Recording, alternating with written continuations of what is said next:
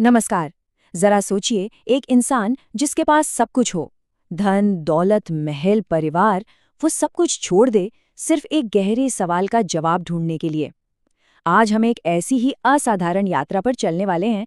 ये कहानी है जैन धर्म के 24वें तीर्थंकर महावीर स्वामी की, और उनके जीवन और उनकी शिक्षाओं की। तो सबसे बड़ा सवाल यही उठता है ना कि आखिर एक राजकुमार जिसके पास दुनिया की हर दौलत थी, वो सब कुछ छोड़कर एक तपस्वी क्यों बना? कैसे हुआ ये ट्रांसफॉर्मेशन? चलिए, इस पूरी कहानी को, इसकी हर परत को आज खोल कर देखते हैं। तो कहानी की शुरुआत होती है उनके जन्म से।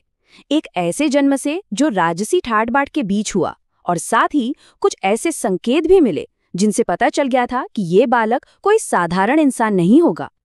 तो उनका जन्म हुआ 599 ईसा पूर्व में, आज के बिहार में वैशाली के पास एक जगह है कुंडलपुर, वहां के एक शाही परिवार में। पिता थे राजा सिद्धार्थ और माँ थी रानी त्रिशला। नाम रखा गया वर्धमान। बड़ा खूबसूरत नाम है जिसका मतलब होता है जो बढ़ता रहे, और शायद ये नाम ही उनके भविष्य का, उनकी आध्यात्मिक यात्रा का संकेत था। अब देखिए, उनके जन्म से पहले ही ना एक बहुत ही असाधारण घटना हुई।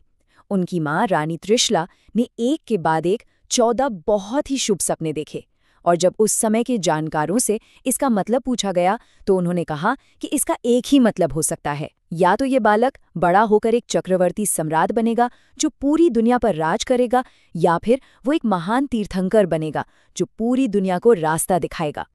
तो अब आते हैं कहानी के उस मोड़ पर जो सबसे ज्यादा जरूरी है। वो एक फैसला जिसने एक राजकुमार की जिंदगी को हमेशा हमेशा के लिए बदल दिया। वो फैसला जब उन्होंने एक बड़े सच की तलाश में अपना राजपाट, सब कुछ पीछे छोड़ दिया।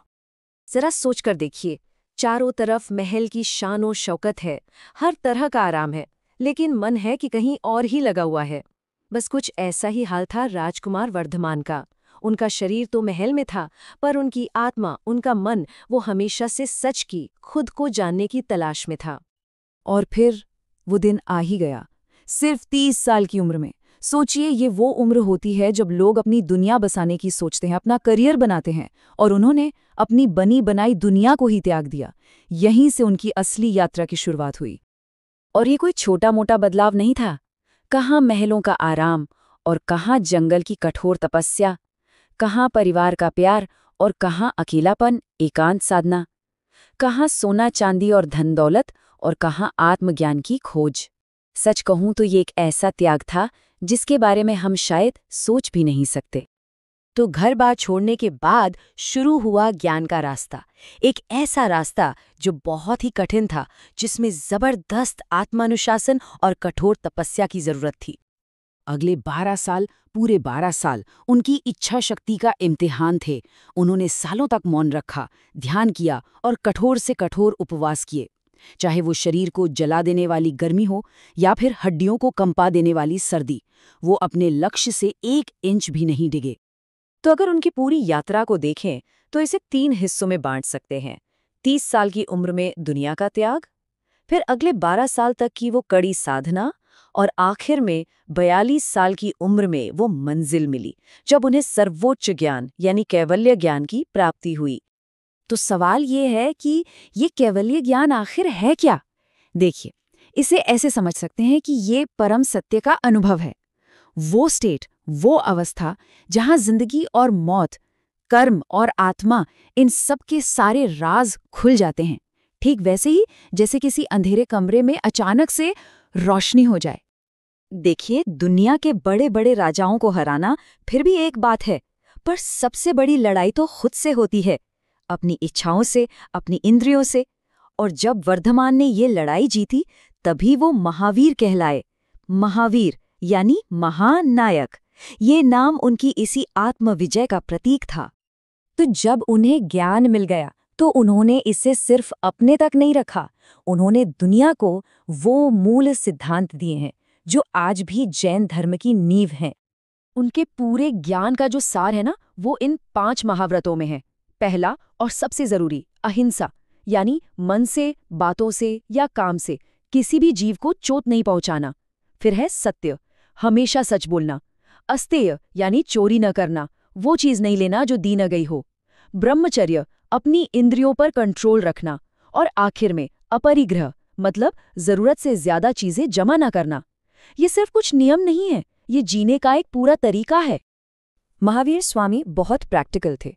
वो जानते थे कि हर कोई घर-बार छोड़कर साधु नहीं बन सकता, इसीलिए उन्होंने बनाया चतुर्विध संघ, यानी 4 तरह के लोग, साधु और साध्वी जो पूरी तरह से त्यागी जीवन जीते हैं, और श्रावक श्राविका यानी आम लोग जो परिवार के साथ रहते हैं। इस तरह उन्होंने अपने ज्ञान को सबके लिए आसान बना दिया। चलिए अब बात करते हैं उनके जीवन के आखिरी पड़ाव की और उनकी शिक्षाओं की उस अमर विरासत की जो आज भी जिंदा है।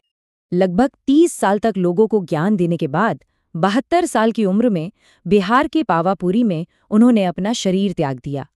इस घटना को निर्वाण कहा जाता है, मतलब जन्म और मृत्यु के इस चक्र से हमेशा हमेशा के लिए आज़ाद हो जाना। और यहीं पर एक बहुत ही दिलचस्प बात है जो शायद बहुत से लोग नहीं जानते। जैन धर्म को मानने वालों के लिए दिवाली का त्योहार असल में महावीर स्वामी का निर्वाण दिवस है। उनकी मान्यता है कि उस दिन दुनिया से भले ही एक दिया बुझ गया हो, पर उनके ज्ञान का जो प्रकाश था वो हमेशा के लिए पूरी दुनिया में फैल गया। सोचिए, उस जमाने में जब किसी इंसान की पहचान उसके जन्म या उसकी जाति से होती थी, तब महावीर स्वामी ने एक कितनी क्रांतिकारी बात कही थी। उन्होंने कहा, कोई भी इंसान अपने जन्म से नहीं बल्कि अपने कर्मों से महान बनता है। ये एक लाइन, बस ये एक लाइन उनके पूरे दर्शन का सार है कि असली पहचान कर्म से है। तो महावीर स्वामी का जीवन हमें यही दिखाता है कि असली जीत दुनिया को जीतने में नहीं है, असली जीत खुद को जीतने में है। उनकी कहानी सिर्फ एक राजकुमार के संत बनने की कहानी नहीं है, ये उससे कहीं ज्यादा है। और यहीं पर आज की बात एक सवाल के साथ खत्म होती है। उनकी कौन सी शिक्षा, चाहे वो अहिंसा हो, सत्य हो या अपरिग्रह, आज की इस भागदौड़ भरी जिंदगी में सबसे ज्यादा जरूरी लगती है? इस पर सोचिएगा जरूर।